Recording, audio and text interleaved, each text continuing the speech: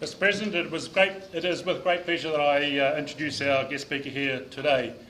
Colin is best described as being a specialist in politics and policy since 1969. His near 50 years as a political journalist includes being awarded in 2003 the Political Columnist of the Year. I understand, Colin, that's quite a significant achievement, and well done, and congratulations on that somewhat belatedly. He founded and was managing director of the Hugo Group, which has since 1990, provided a forecasting panel for over 100 corporates. And I, for a short period of that, was participating in that, and it was a superbly great opportunity to see your business from outside what it is and to see how the future changes would be influencing its activities. Colin is Senior Associate at the Victoria University Institute for Governance and Policy and is well known and respected presenter on strategic policy within the political economy environment amongst the corporate and governance sectors. A prolific writer, including now 7 books, the most recent of which, Unquiet Time, Aotearoa New Zealand in a Fast-Changing World, was launched by his long-standing colleague Sir Geoffrey Palmer in August this year. Colin is a life member of the Parliamentary Press Gallery and the E2 Union, and perhaps, Colin, you might give us an indication as to how that arose. Has an honorary doctorate from Victoria University and is a fellow of the Institute of Public Administration. He is quoted as having said in 2005, "I have not voted since 1975. That, in my view, goes with the job." I wonder, Colin, if that's still in existence. Perhaps you can share with that. Whatever topic he chooses will be very relevant in the light of the current political landscape within New Zealand. It is a considerable pleasure that I call upon Colin to address us all. Thank you.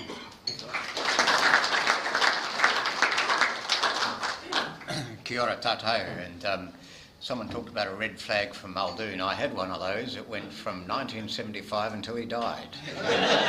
There are 3 sorts of people. There are the people he'd converse with, the people he would grunt at, and then there were the non-grunt people, and I was one of them for a very long time.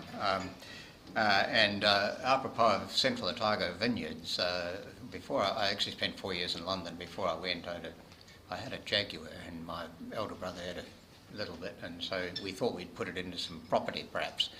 And one of the things I looked at was the end of Felton Road. And if we'd bought it for some ludicrously small sum like $5,000, it's probably worth about a couple of $1 million now. One of those things. But anyway, I did buy a batch on Waiheke in 1981, which is a genuine batch. It's almost fallen down, which is allegedly worth 55 times what I paid for it, and that's before the most recent valuations.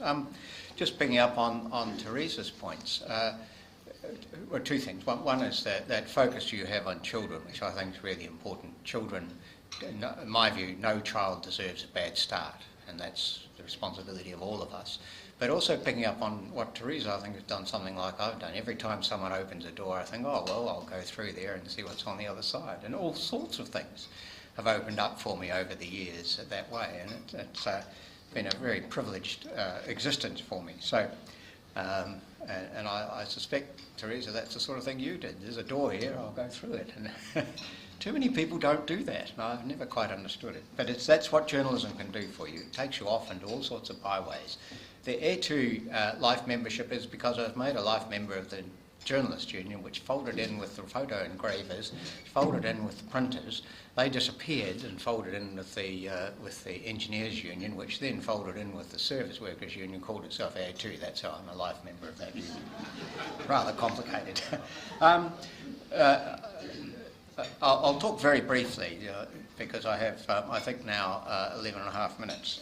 But if you can't understand this last election without the global picture, the globalisation of production, finance, people, information, the tech revolution, that connectedness, global issues that have been arising like climate change and water and pandemics, and that geo-economic and geopolitical rebalancing which has led to a disordered world and also very disordered northern liberal democracies where there's been political fragmentation, where we've seen the rise of populist parties on the right and an extraordinary 4-year-old president of the United States, and also a yearning for something different, which has shown up in the backing for Bernie Sanders against Hillary Clinton for the Democratic nomination, and Jeremy Corbyn, a most improbable near miss in the June election as he took over the Labour Party. And that yearning also ties into what I call macro personalities. It's such a horrible word. I found it in the London Review of Books that I can't resist using it. And these are people who float somewhere up here. And Matteo Renzi was what the article was about. But John Key was one of those. He sort of floated above and somehow got on with most people, which most Prime Ministers don't get on all that well with everybody. He pretty much did. But also, if you go to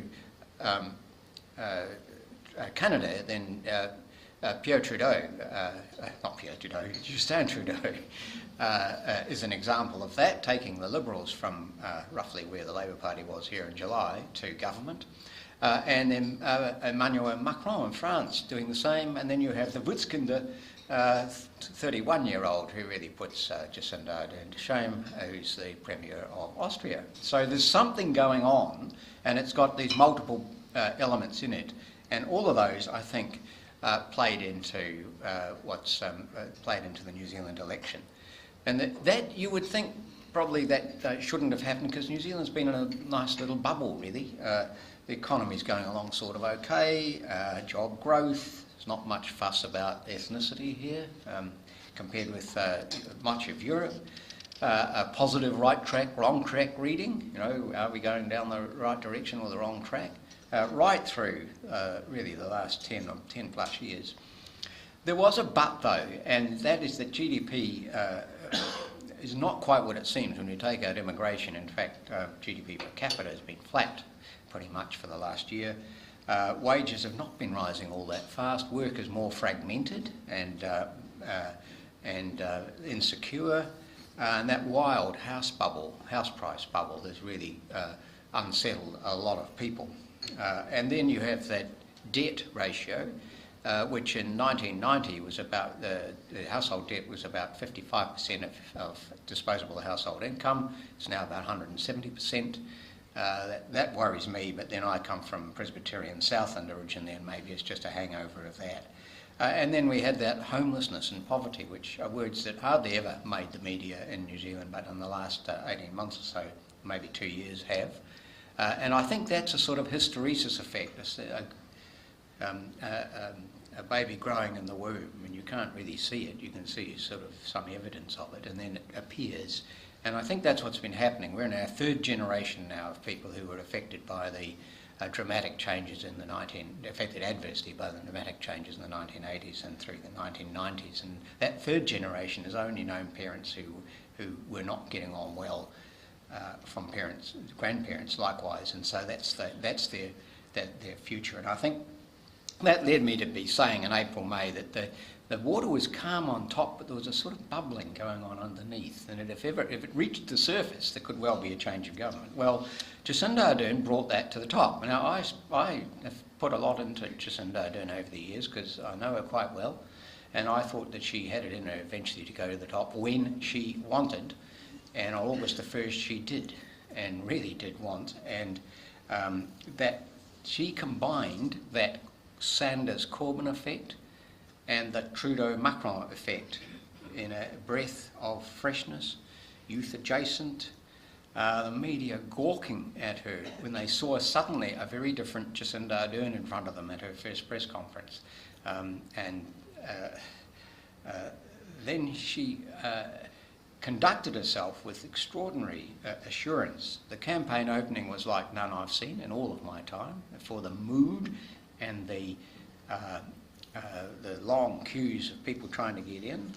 And I frankly found myself, having had this view of her for a long time that she could go to the top, I got surprised at what I was seeing in her. And in fact, even in a conversation last night over arts, culture and heritage, because Arts Wellington wanted me to do something on where the new government might go, again, I find a surprise in the way in which she's thinking about that.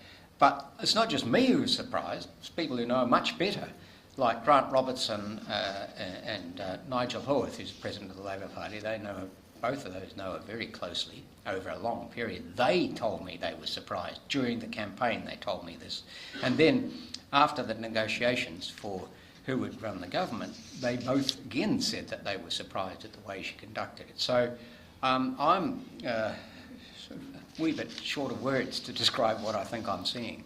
And it's far too early to try and work out what I'm seeing. But I think they both say, both Grant Robertson and Nigel Howarth say that she was critical in winning Winston Peters over, and you would expect Winston to be pretty sceptical of a 37-year-old woman, and he's not. And I think that says something about her and where she might go. So we've got this three-way government, and the logic of New Zealand First going with Labour was essentially, quite apart from Jacinda Ardern, that National would have been a fourth term. So the risk was that New Zealand First would decay along with the fourth term National government. Because fifth terms, the last time there was a fifth term was in 1925, which rather a long time ago.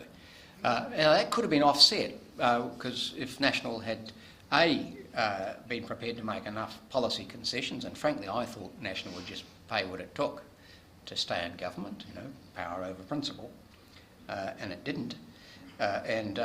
And they could also have said to Winston Peters, we will give your party 1 or 2 seats, like they did with David Seymour and with Peter Dunn, and that would ensure that New Zealand First stayed in office. And furthermore, you could have over time built something like the Liberal National Coalition in Australia, which is what Winston Peters said in the mid-90s he wanted. So it was possible there.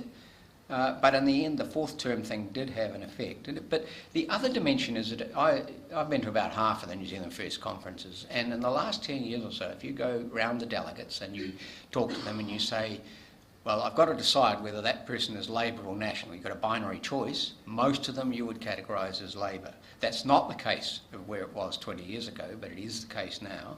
And then if you look at its platform, there's far more of it that's closer to Labour's than closer to Nationals. And then, as I said, Jacinda Ardern won Winston Peters' confidence. There's the issue of what happens to Winston now over time. Well, what will this government do? And mainly, it doesn't really have all that strong a vision looking into the 2020s. It's not to say it can't evolve one as it gets closer to the 1920s if it stays in office long enough. But mainly it'll undo damage it thinks National's policies in 3 decades of what I call Friedmanite policies, that other people call neoliberal, have done the way that Labour sees it to social cohesion, to the environment, and those 2 things principally. And I might say that the Economist, the latest Economist, for the second time has an article on our dirty waterways. And the Economist is not normally regarded as a raving lefty greenie magazine, and the fact that they've now had 2 articles on it in the space of a month is a bit worrying as to what it might lead on to and what it does to our brand. So what will it do? It'll intensify efforts on climate change and environmental protection and restoration. It'll drive energy conservation harder and the switch to renewables. We are capable of going to 130% renewables because we can just bring on much more geothermal than wind. So we can, you can actually run the whole light vehicle fleet on electricity if you want. And it wants to do that, and this is part of the way in which this government thinks. It wants to do it by way of a just transition so that people don't get dumped, and that includes businesses don't just get dumped, right? And employees don't get dumped because we're doing this and you're old-fashioned. They've got to work out how they do that just transition, but it is quite an important guiding point. And for instance, if you ask, are they going to stop, whatever the Greens say, are they going to stop the gas exploration off the east coast of the South Island? The answer is no. And that's part of that just transition because after all, gas is better for coal, for Fonterra's plants, among other things. It'll inject urban form into considerations of transport so that the 2 go together, how a city evolves and geographically and how it fits with the transport corridors. 100,000 more houses, so Richard He's gone. He's okay. I presume you're contributing to Shane Jones's $1 million. That's forests. Sorry, that's not houses. Forests. Well, that's further down the list. Yeah, the forests a year. That'll take, I think, at least a whole turn to crank up if they actually get there. It says it wants to do more activity in the regions. I've heard governments say that for a very long time. They want more manufacturing. Well, we'll see. It wants to rebalance employer-employee relations back in favour of employee, but not all the way back to the 1980s, probably just somewhere back about where Helen Clark had it. It'll try and make up the health shortfall, which is, roughly speaking, the hospitals are about 200 million deficit, and rebalance back towards primary and more emphasis on mental health. It'll increase resourcing to schools, but I don't think it has a sense of how to modernise schooling, or more particularly the tertiary education system, which I think is going to go through a very substantial change in response to the changing environment of the 2020s and the changing environment for needs. And I mentioned arts and culture before. The promotion of arts and culture specifically argues that it's not just about identity. Of course it's about identity. It is also about economic development. That's explicitly in both the Labour and Green arts and culture manifestos, and they're both quite extensive. New Zealand First didn't have one, so but Jenny Marcroft, who's the new MP, judging from her maiden speech, certainly thinks similarly, I would think. It's shown that it'll back trade agreements. It's just got to find the forms of wording, right? It's all a bit sort of sleight of hand up in Da Nang, in my opinion. And it will aim to be disciplined fiscally. And that, I think you need to take that seriously. Just how disciplined and just what the track is another matter, but they will not want to get into overspending, and they will want to accidents and shocks apart really rather than accidents, will want to get back down to that 20% net GDP. So that's, broadly speaking, the thrust, but it's far too early to get into detail. We have to wait really for at least a year before we get much idea of the detail. Will it last? In my view, more likely than not, and I put a bit of emphasis on that more, right? A global shock might be a problem, because if it's a young government, it might find it difficult to manage that, although the young Key English government did in 2009. And I would say, in terms of that, whether it's going to last or not, my column tomorrow will quote the UMR. This is a confidential survey, but I get it for the Radio New Zealand poll of polls, and Stephen Mills said I could actually use this, but the latest reading for is New Zealand going in the right direction or on the wrong track, is 65 positive and 17 negative, which I have not seen that margin before. So obviously there's something there that public, it's not just purely honeymoon. I think there might be something more there. Another element in whether it will last is neither Greens nor New Zealand First, both of them not very far clear of the 5%, will want to be seen as having undermined the government or destabilised it. So I think I expect both of them to operate very positively. And in fact, if you look at the Green leadership with James Shaw, and I would single out Julianne Genter as being the real co-leader. Whoever it is actually gets there. She's very smart, but again, very sensible. It's not the old Green Party, and likewise New Zealand First. Once you get beyond Winston Peters and Ron Mark, it looks and feels very much like a centrist party. Then, of course, they could lower the threshold from 5% to 4%, which is what the Electoral Commission recommended in 2012, which then would be easier for Greens and New Zealand First to stay in. The other point is that National doesn't have any obvious friends.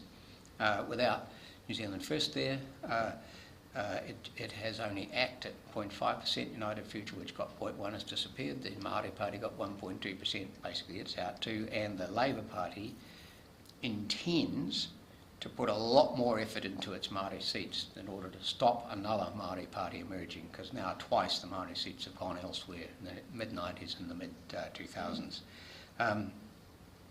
So my guess is that Bill English will, after he's thought about things over the barbecues over the summer, will go. He is, after all, 30 years in Parliament, 56, getting towards 60 if you want a big new role, which he was exploring last year, according to those who are more intimate with him than I am. Well, it's getting a bit late to do that. So 6-year government's likely, reasonable chance of 9 years. And then what will judge whether it gets from 6 to 9 is whether it is demonstrating that it is anticipating and developing policies that will respond to the different work and social and political conditions, broad sense political, not party political, of the 2020s. And it'll need to be doing that to voters who are now aged under 30 and those who are now under 18 who will be 18 to 24 by 2023. So you get that shift, and that brings to my last point, the really big story in this election, apart from Jacinda Ardern, was that 1/5 of the Parliament is now aged under 40, and 37% is aged under 46. That is getting very, and if you go up to 49, under 49, you have very close to half the Parliament are post-baby boom. It's a big shift. And exactly how it'll play out is your guess.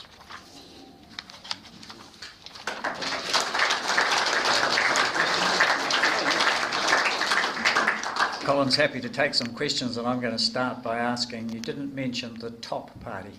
You got any comment on that? Well, it did, I thought, very well in a tight election. It got 2.4%. Gareth Morgan is a somewhat idiosyncratic character. I remember him, he used to write the odd column in the Herald years ago, and about once a month or something, and then they got a bit interesting, shall we say, put it that way. And then one of them, he said, well, we should really, this democracy isn't working all that well, it should be $1, one vote. That was his last column. But if you take Jeff Simmons, very presentable Jeff, very bright, and very smart. And so if Jeff wants to, and the money is around, I suspect we might be seeing top around still in 3 years, in which case, if you've got a Labor government, then, hey, we're a bit more really reformist than they are, so vote for us. And I don't know, but there's a space there for a top-like party. Seemed to capture a lot of young voters. Yeah, it did capture young voters, but then so did Jacinda Ardern. They came out in the late enrolment and late voting, yeah. Questions? Colin, would you care to comment on Winston Peters as a Minister of the Crown suing the Chief Executive of the Public Department? No, look, I haven't thought about it. If you're asking a constitutional question, I haven't actually thought carefully about it. I suspect in the end that won't really go anywhere, but and Jacinda Ardern was asked about it on radio this morning, and Morning Report this morning, and she said that is a personal matter, and she refused to say whether it was right or wrong or appropriate or any of the rest of it. Personally, however, the passing on of information about a private individual's superannuation to a minister was outrageous, in my view, and even more so that Peter Hughes' State Services Commission also passed it on to Paula Bennett. I just think that shouldn't have been done, and it's my column tomorrow actually talks about has the public service gone too far down that track of being servile to ministers and not kept the public interest more clearly in its sights. That's a somewhat long-winded reply, but the interesting thing about that suit is that he lodged it the day before the election.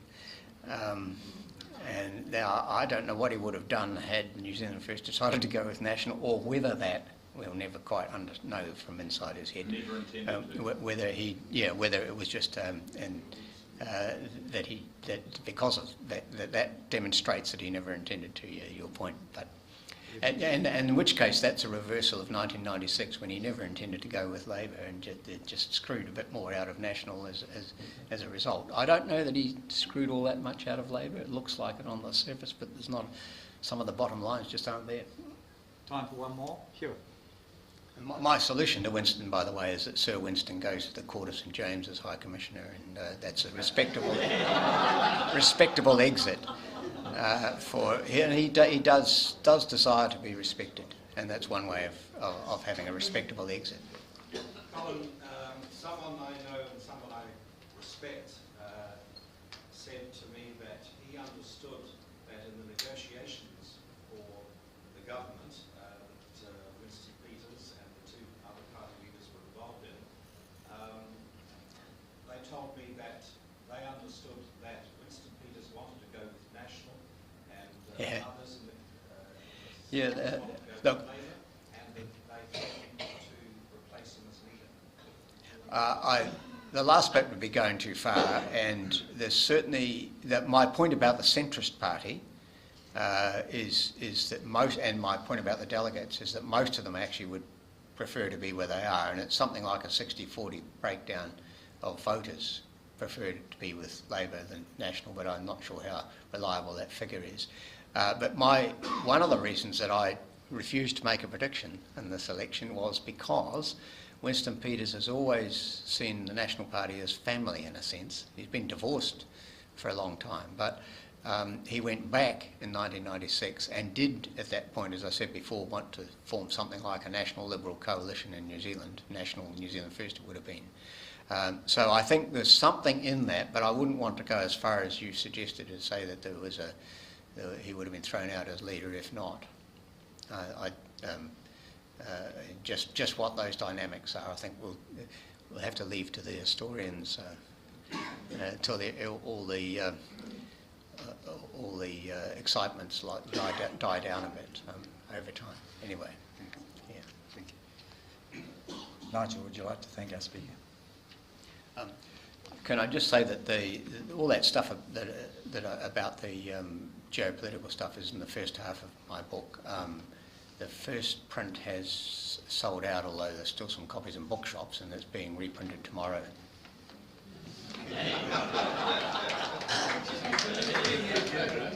In other words, if you want a copy, down to Unity Books straight away. The next one won't be available till after Christmas, is that correct? Oh, no, it'll be available in about a week. Oh, okay, there you go. You got some more time.